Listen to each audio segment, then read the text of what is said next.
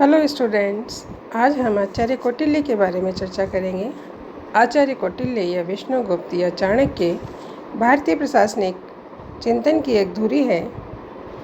ऐसा माना जाता है कि कौटिल्य का जन्म 325 ईसा पूर्व में मगध राज्य में हुआ था। उनका वास्तविक नाम विष्णुगुप्त था। कौटिल्य ने अपनी समस्त शिक्षा दीक्षा तक्षशिला में प्राप्त की है। शारीरिक रूप से साधारण से दिखने वाला बालक तक्षशिला में अध्ययन हेतु जब आचार्य के सामने साक्षात्कार के लिए प्रस्तुत होता है तो आचार्य उनसे एक सवाल करते हैं और पूछते हैं कि हे बालक, तुम कौन हो। साधारण से दिखने वाले उस बालक ने जवाब दिया कि गुरुवर, मैं भी तो यही जानने को उत्सुक हूँ कि मैं कौन हूँ। उस नन्हे से बालक के मुख से ऐसा दार्शनिक जवाब सुनकर आचार्य दंग रह गए। स्व के प्रति चिंतित बालक विष्णुगुप्त मैं कौन हूँ के माध्यम से संपूर्ण ब्रह्मांड का रहस्य जानने को जिज्ञासु दिखाई देता है।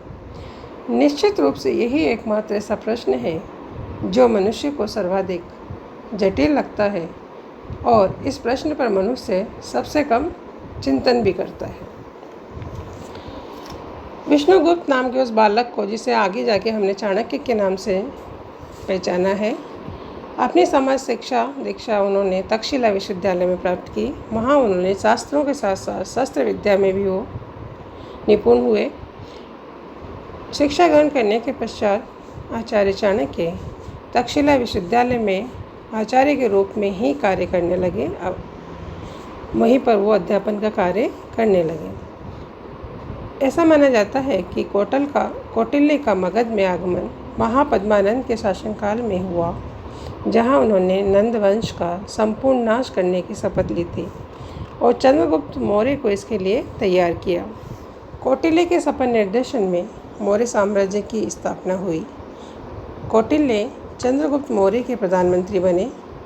कौटिल्य ने भाग्य में कभी विश्वास नहीं किया, अपितु वो कर्म में विश्वास करते रहे हैं और उनका ये मानना है कि केवल मूर्ख लोग, धरती पर जो मूर्ख लोग होते हैं वही केवल भाग्य पर विश्वास करते हैं। मनुष्य को हमेशा सत्कर्म करते रहना चाहिए। कोई भी कठिन से कठिन कार्य है बिना मेहनत के पूरा नहीं होता है, इसलिए भाग्य में विश्वास ना करें, कर्मों पर विश्वास करें। कौटिल्य की प्रसिद्ध रचनाओं में अर्थशास्त्र और चाणक्य नीति आती है। इनके अतिरिक्त कौटिल्य ने लघु चाणक्य, वृद्ध चाणक्य, चाणक्य नीतिशास्त्र, चाणक्य सूत्र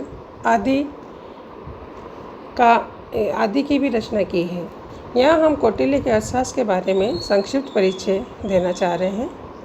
कौटिल्य की ये महान कृति अर्थशास्त्र, जिसकी रचना लगभग 2300 वर्ष पूर्व ही हो चुकी थी, किंतु हमारे भारतीय विद्वानों के सामने यह महान ग्रंथ 1904 में ही आ सका। राजनीति विज्ञान या राजनीति विषय या शासन कला पर पहली बार कौटिल्य ने अर्थशास्त्र की रचना की। प्राचीन काल में अर्थ शब्द से धर्म, अर्थ, काम, मोक्ष को सम्मिलित माना जाता था। कौटिल्य की दृष्टि में जीवन का उद्देश्य धर्म, अर्थ तथा काम है। यथार्थवादी होने के कारण कौटिल्य ने मोक्ष की चर्चा कभी नहीं की। अर्थशास्त्र रचना का नाम अर्थशास्त्र क्यों पड़ा, इसके बारे में कौटिल्य कहते हैं कि मनुष्यों की जीविका को हम अर्थ कहते हैं। मनुष्यों से युक्त भूमि को भी अर्थ कहा जाता है। इस प्रकार भूमि को प्राप्त करने और उसकी रक्षा करने वाले उपायों का निरूपण करने वाला यह शास्त्र अर्थशास्त्र कहलाया है। कौटिल्य ने अपने अर्थशास्त्र में 15 अधिकरण, 180 प्रकरण, 150 अध्याय और 6000 श्लोक वर्णित किए हैं, जिनमें राजनीति शास्त्र, अर्थशास्त्र, दर्शन शास्त्र, नीति शास्त्र, समाजशास्त्र, सैनिक शिक्षा, रसायन शास्त्र, अभियांत्रिकी, प्रशासनिक विषय सहित शासन कला से संबंधित सभी महत्वपूर्ण पक्ष अर्थशास्त्र में कौटिल्य ने समाहित किए हैं। कौटिल्य ने अपने अर्थशास्त्र में 15 अधिकरण बताए हैं, जिनकी चर्चा हम अगले वीडियो के माध्यम से करेंगे। अभी तक यहीं पर हम इसे समाप्त करते हैं।